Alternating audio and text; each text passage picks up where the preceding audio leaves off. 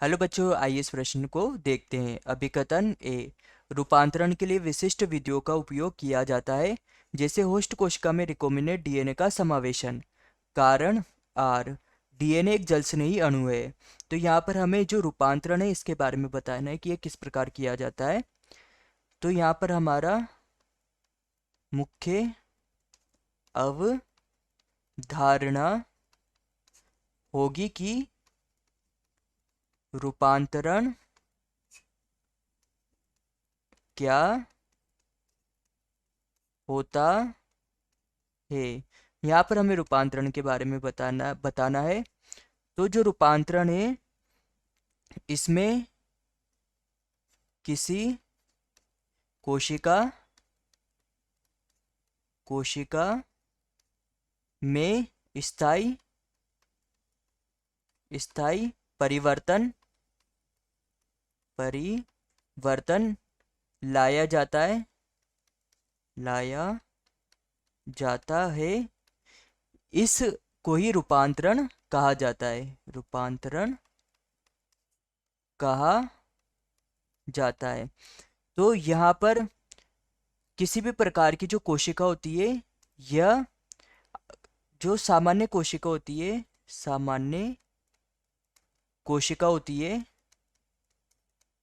किसी भी जीवाणु की या कोई अन्य कोशिका, यह आसानी से रूपांतरित नहीं होती है। आसानी से रूपांतरित नहीं होती है।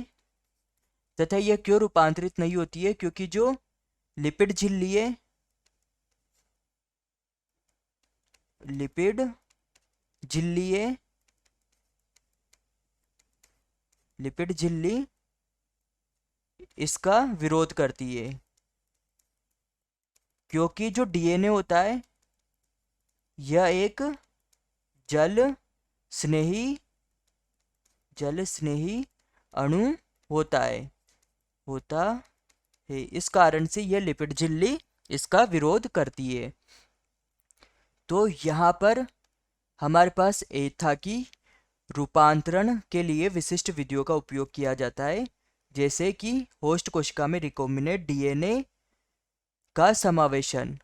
तो यह होगा हमारे पास सही, क्योंकि जो सामान्य कोशिका होती है उसमें डीएनए के जल से नहीं होने के कारण जो लिपिड झिल्ली है वह विरोध करती है। इस कारण से जो विशिष्ट विधियाँ होती है, विशिष्ट विधियाँ होती है, उनका उपयोग किया जाता है। यह विधियाँ हो सकती है इलेक्ट्रोफोरेसिस इलेक्ट्रोफोरेसिस फोरेसिस इलेक्ट्रोफोरेसिस, कण स्थानांतरण विधि, कण स्थानांतरण विधि, या फिर CCl2 का उपयोग किया जा सकता है। तो यहाँ पर जो हमारे पास जो ए है यह भी सही हो गया। और कारण आ रहे हैं हमारे पास कि डीएनए एक जल स्नेही अणु है, तो यह भी सत्य है, क्योंकि जो डीएनए होता है यह एक जल स्नेही अणु होता है। तो हमारा उत्तर होगा उत्तर अ कि ए और आर दोनों सत्य है और आर ए की सही व्याख्या है। तो यहाँ पर हमारा प्रमुख सिद्धांत होगा, प्रमुख सिद्धांत होगा कि CCl2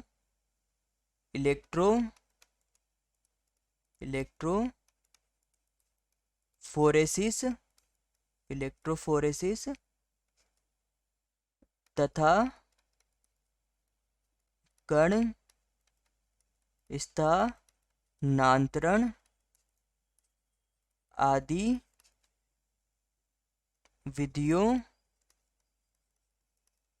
द्वारा सामान्य कोशिका में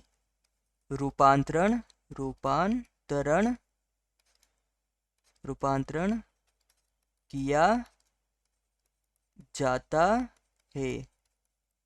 आशा है कि आप इसे अच्छी तरह समझ गए होंगे। धन्यवाद।